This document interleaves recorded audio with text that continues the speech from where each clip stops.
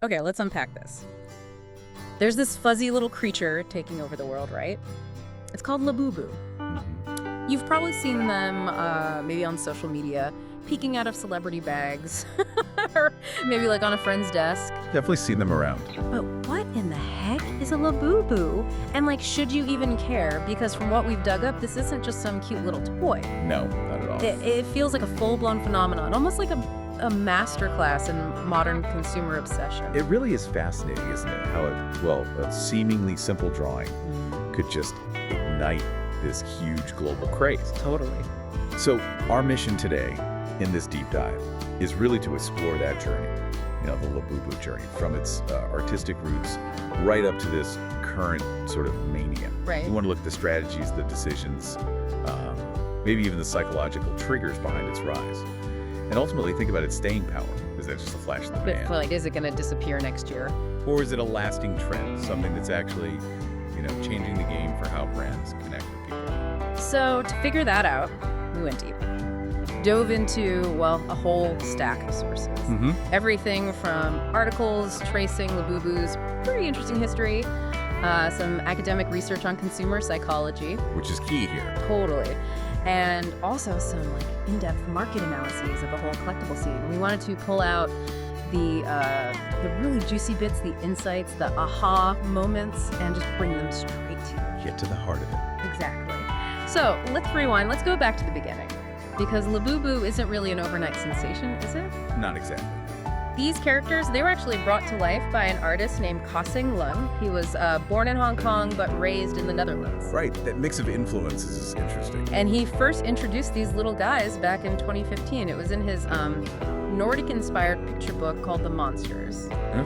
And, they might look a bit devious with those little mischievous faces. Middle of it, yeah. But the stories apparently portray them as actually kind-hearted helpers, which is kind of sweet. That contrast is part of the appeal, maybe. Could be.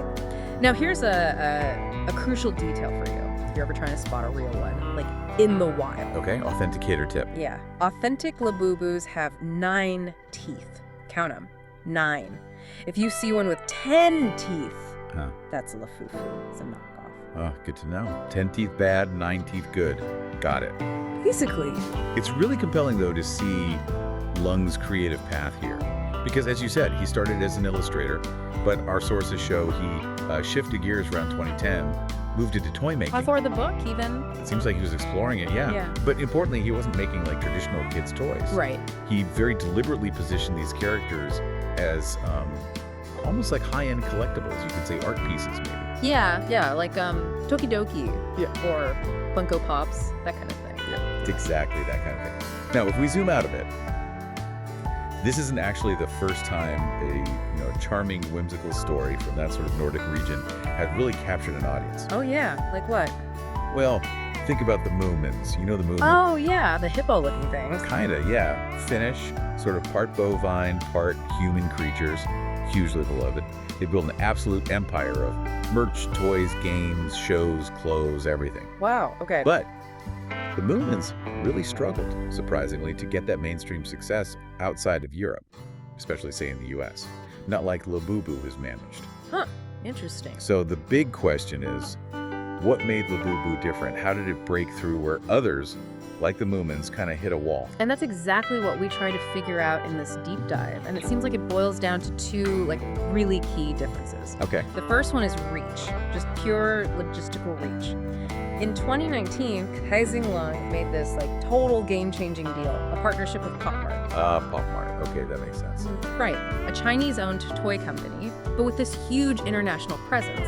So while the Moomins maybe struggled to get into the US market, Pop Mart was already there. Big time. Already established. Totally. Right now, Pop Mart has something like over 450 stores across 30 countries. Wow.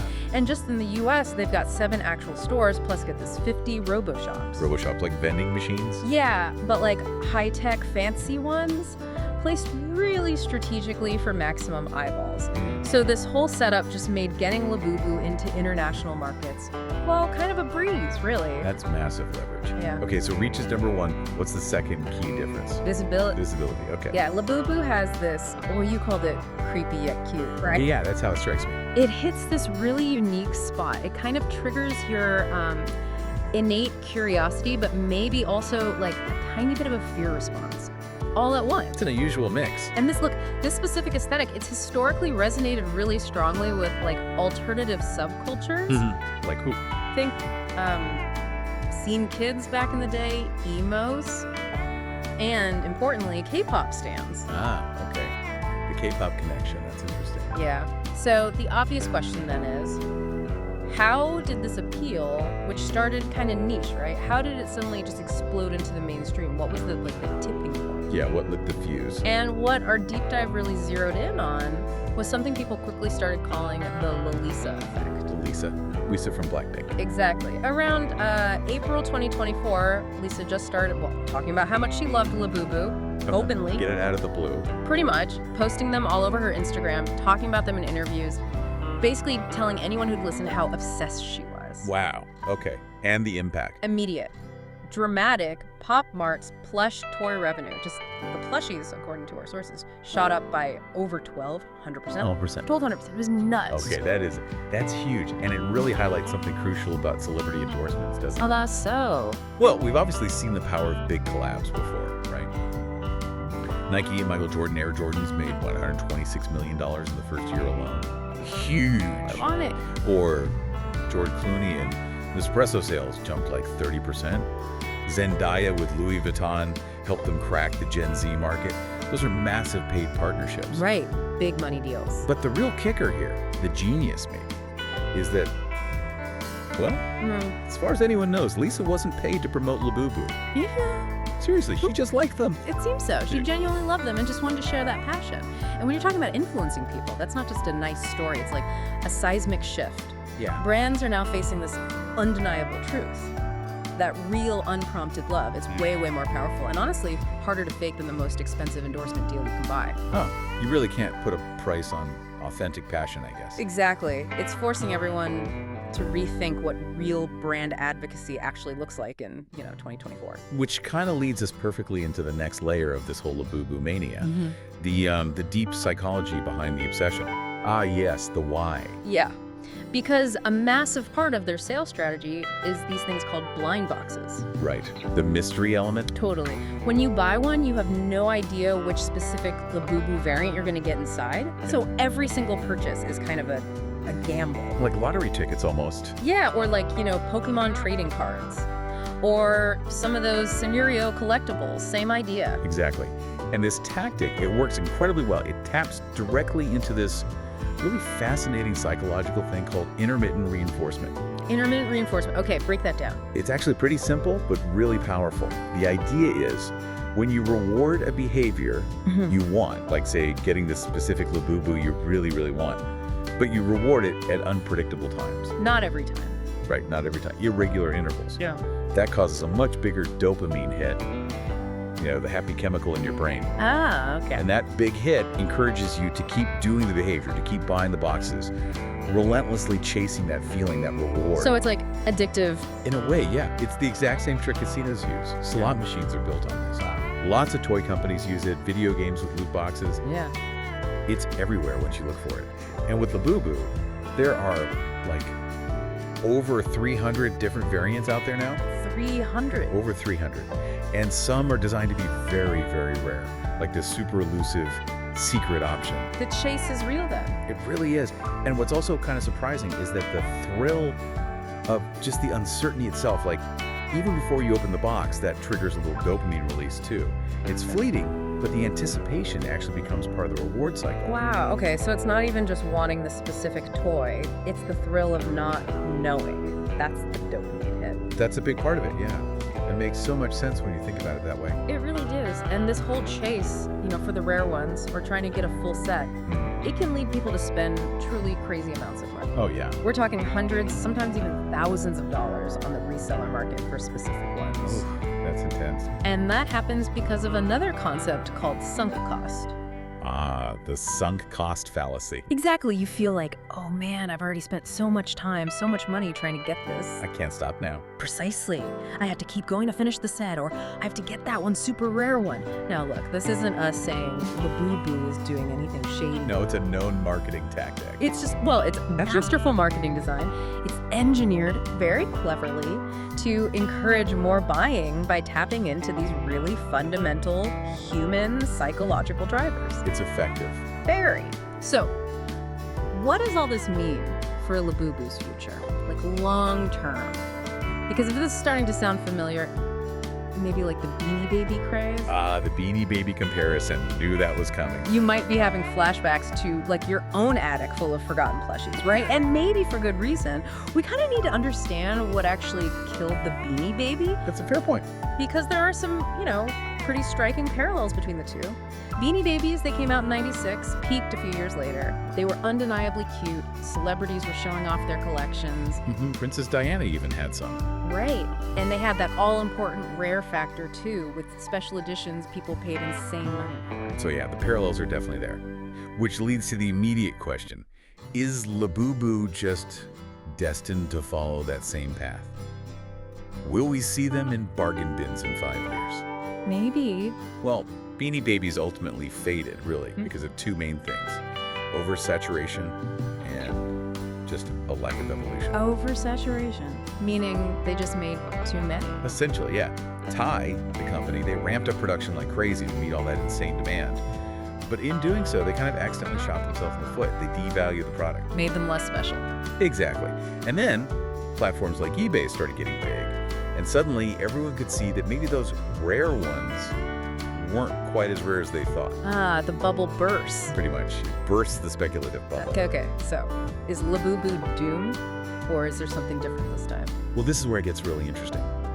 Because there seems to be a critical differentiator for Labubu. The secret sauce, maybe. Yeah. What is it? It's fashionable. Fashionable. Like a toy is fashionable. Weirdly, yes. These little fuzzballs have somehow become a genuinely hot accessory. Oh, no way. Yes, way. They've literally made their way down runways at Milan Fashion Week. Get out. Seriously. And they're spotted hanging off the bags of major style icons. We were talking Lisa, obviously, but also Rihanna, Dua Lipa. Wow, okay. Yeah. That's different. It really is. And the timing was kind of perfect, too. It lined up with this recent comeback of bag charms in general. Oh, yeah, I've seen those making a comeback. Right, and also Gen Z's really powerful desire for self-expression through, like, personalizing everything. So Labubu isn't just a toy you put on the shelf. It's a statement piece you wear. Exactly. It's part of your look, part of your identity. That's fascinating. It really is. And, it's intriguing to see how Labubu's path kind of mirrors, and maybe even goes beyond, the long-term success of a brand like Sanrio. Sanrio? Like Hello Kitty. Yeah, Hello Kitty, My Melody, all those guys. Sanrio has stayed incredibly relevant for decades. True. They're still everywhere. And they did it by expertly blending that character love with fashion, right? Across tons of products, clothes, home stuff, makeup. But crucially, without hitting that oversaturation point that killed Beanie Babies. Ah, finding that balance. Right, and Labubu seems to have the potential to do the same thing by really weaving its brand into its fans' lives, making it feel like a personal thing, an extension of who they are. Okay. But here's something truly unique we found. Something that even like established giants like Hello Kitty haven't really achieved in the same way. What's that? There's this whole emerging market for fan-designed clothes and accessories for the Labubus themselves. Wait, people are making tiny outfits for their Labubus. Tiny outfits, tiny hats, tiny bags. Yes, Yeah. it's becoming this whole secondary business. And that signals something really deep, doesn't it? Yeah, like next level engagement. Exactly. A much deeper, more intertwined relationship with the audience. The fans aren't just buying stuff. They're actively creating within the brand's world. Wow. That's actually pretty cool. It really is. So, okay. We've tracked this whole Labubu journey then. From Kazing Lung's drawings in that Nordic folklore book to the super strategic marketing through Pop Mart's reach. Yep. The powerful psychological hooks like the blind boxes and that intermittent reinforcement thing. The dopamine chase. Right. And now this totally unexpected, but kind of brilliant integration into high fashion and personal style. It's quite a story. It really is. It reflects so many different parts of, like, modern consumer culture, doesn't it? You know, for what it's worth, the original sources we looked at mentioned that when they unboxed some, they got Labubus representing things like serenity, love, happiness, luck, hope, even loyalty. Like, each one is a little personality. A little totem. Yeah, exactly. You know, if we put all this into a bigger picture, especially with these rumors floating around about a possible TV show, maybe even a movie. Really? Just rumors, but still, Lububu might actually be charting a totally new course. A new way for collectible toys to, like, transcend being just toys and become these enduring fashion icons, these cultural touchstones. Whole new level. Yeah. The real insight here, I think, is how it just mastered